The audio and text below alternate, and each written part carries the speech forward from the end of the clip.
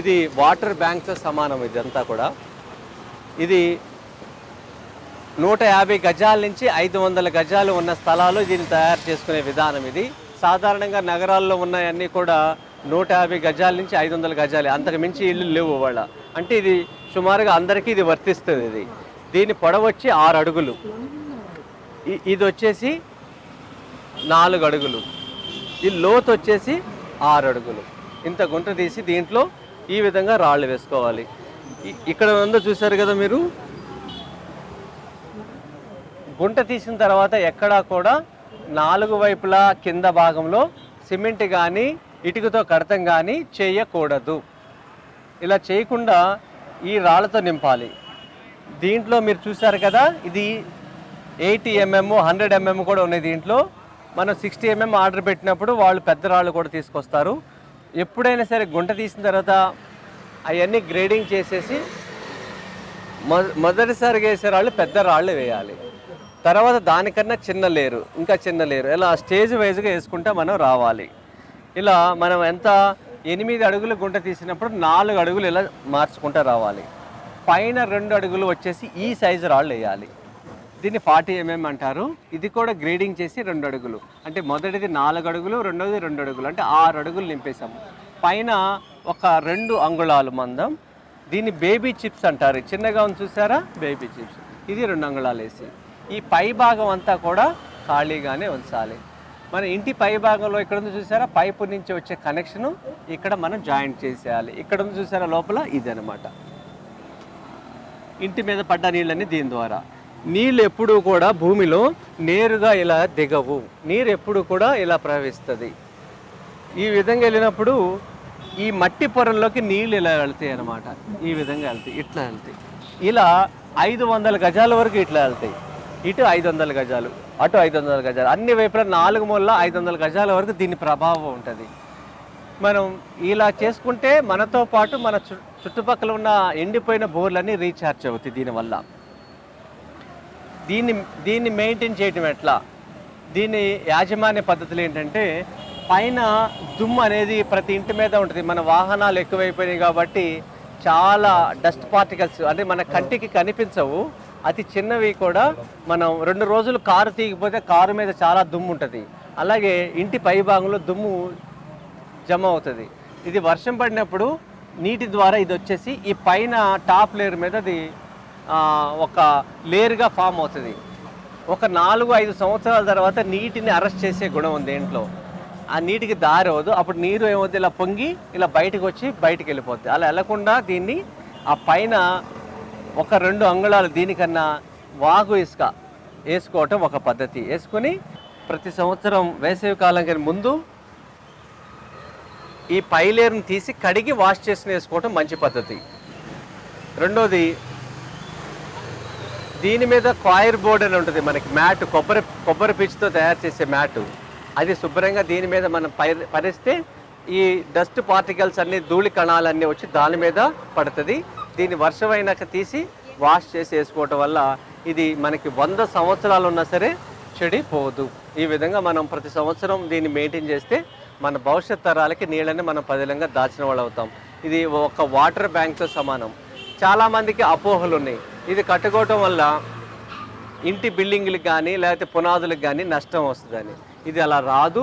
నీరు అనేది అక్కడ ఉండదు. నీరు ప్రవహిస్తా లోపలికి, ఎక్కడైతే మనం నేల పొరల్లోకి ఇంకిస్తున్నామో ఈ నేల పొరలన్నీ ఖాళీ అయిపోయినాయి. 40 అడుగులు మన పరిధి, భూమి ఉపరితలంలో నుంచి 40 అడుగుల్లో మనం ఉన్న నీళ్ళని తీసుకోవాలి. అలాంటిది మనం వాళ్ళ లోపలికి 500 మీటర్ల వరకు లోపలికి వెళ్ళిపోయాము. దీనివల్ల భూమి ఖాళీ అయిపోయింది చాలా మటుకు. ఈ నేల పొరలోకి నీరు ఇంకుద్ది. దీనివల్ల మనం భయపడాల్సింది ఇంటి నిర్మాణానికి ఏది అవుద్దనే అపోహలు లేవు. గత 20 సంవత్సరాల్లో 2000 ఇంకుడు గుంటలు నేను నిర్మాణం చేశాను నగరంలో. ఎక్కడా కూడా బిల్డింగ్ కూలిపోవటం కానీ లేకపోతే వాళ్ళకి నష్టం వచ్చింది కానీ దాఖలాలు లేవు. నీరు అనేది అక్కడ ఉండదు. 500 గజాలు పరిధిలో దీని ప్రవాహంలో చుట్టుపక్కల ఉన్న వాళ్ళు కూడా ఇది సపోర్ట్ చేస్తుంది. వాళ్ళతో కూడా చేయించడం వల్ల, పక్క వాళ్ళతో కూడా చేయించడం వల్ల ఏమవుతుందంటే, మీరు ఈ కట్టుకుంటున్నప్పుడు నిర్మాణంలో ఒక 2 నుంచి 4 వేల రూపాయలు ఖర్చు కూడా తగ్గుతాయి. అందరూ సామూహికంగా గుంట తీసుకొని ఈ రాళ్ళు ఖరీదు చేసినప్పుడు ఖర్చు కూడా మనకి తగ్గుద్ది అనమాట. మనం అందరం బ్యాంకుల్లో అకౌంట్లు ఉన్నాయి మన అందరికీ. డైలీ మనం డ్రా చేస్తూ ఉండే పనే పెట్టుకున్నాము. చేసుకుంటే అప్పుడేమవుతుంది, అకౌంట్ ఖాళీ అయిపోతుంది. అలా కాకుండా డిపాజిట్ చేయటం అనేది మనం నేర్చుకోవాలి. డిపాజిట్ అనేది మనం వాటర్ డిపాజిట్ చేయట్లా, ఎంతసేపు డ్రా చేస్తున్నాం. ఆ డ్రా చేయటం వల్ల ఏమవుతుందంటే నీరు అనేది మనకు అంత ఖాళీ అయిపోతుంది. ఇప్పుడు పక్కనున్న రాష్ట్రాలు చూసుకుంటే తమిళనాడు, మహారాష్ట్రలో రెండు విచిత్రమైన పరిస్థితులు. ఒక చోటేమో నీళ్లు ఎక్కువైపోయి ఆఫీసులకు రావద్దు అంటున్నారు, రోడ్లు మునిగిపోయినాయి మహారాష్ట్రలో. తమిళనాడులో నీళ్లు లేక ఆఫీసుకి రావద్దు అంటున్నారు. చూడండి, విచిత్రమైన పరిస్థితులు రెండు ఉన్నాయి. అతివృష్టి, అనావృష్టి, ఆ సమతుల్యతని దెబ్బతీసాం మనం. హైదరాబాద్ నగరం కూడా మనం ఈ జాగ్రత్తలు పడకపోతే ఇంకా రాబోయే కొన్ని సంవత్సరాల్లో ఆ పరిస్థితి మనం ఎదుర్కోవాల్సి వస్తుంది. ఇప్పుడు అక్కడ 600 రూపాయలు ఉన్న ట్యాంకర్ని 20,000 రూపాయలకు అమ్ముతున్నారు. అంటే ఇది మనకి భారతదేశంలో ఒక చదరపు మీటర్లో, అంటే ఇటు 3 అడుగులు ఇటు 3 అడుగులు చదరపు మీటర్ అంటారు. ఈ 3 అడుగులు చదరపు మీటర్లో మనకి 800 లీటర్లు నికరంగా వర్షం వస్తుంది భారతదేశంలో. కానీ మనం 64 లీటర్లు మనం వాడుకుంటున్నాం. కారణం ఏంటంటే ఈజ్ అండ్ త్రో కల్చర్ వల్ల భూభాగాన్ని ఖాళీ మైదానాల్లో అంతా కూడా మనం అలా నింపి పెడతాం వల్ల ప్లాస్టిక్ కవర్లతో నీళ్ళు ఇంకట్లేదు. నీరు అనేది ఆకాశం నుంచి వచ్చే నీరు అక్కడే ఇంకాలి, నీరు పరిగెత్తకూడదు. ప్లాస్టిక్ కవర్లు అలా 3 అంగుళాలు పెరిగిపోయింది బయట, దీనివల్ల నీరు ఇంకట్లేదు. అలాగే నగరీకరణ అని చెప్పి మనం కాలనీలని, సిమెంట్ రోడ్లని, తార్ రోడ్లని, అపార్ట్మెంట్స్ కట్టుకుంటే కింద ఫ్లోరింగ్ చేసేసుకోవటం వల్ల నీరు అనేది ఇంకట్లేదు. అటేమో మైదానాల్లో పాడు చేసుకుని పాలిథిన్ వల్ల పాడు చేసాము.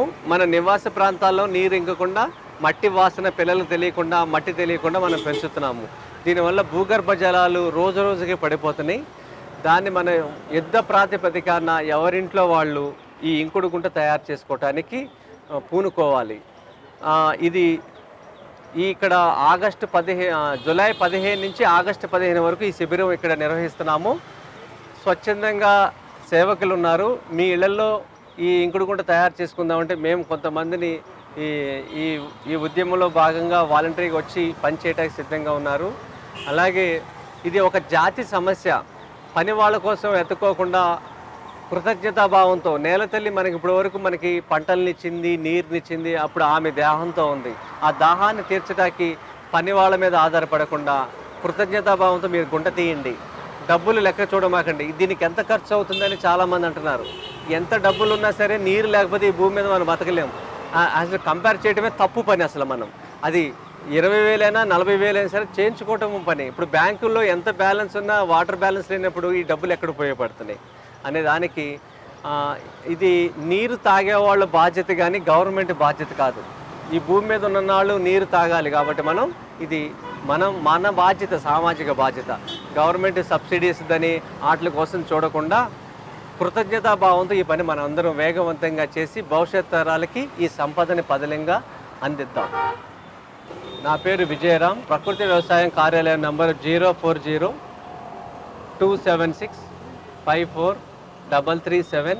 ఇంకొక నెంబరు 040-276-35867.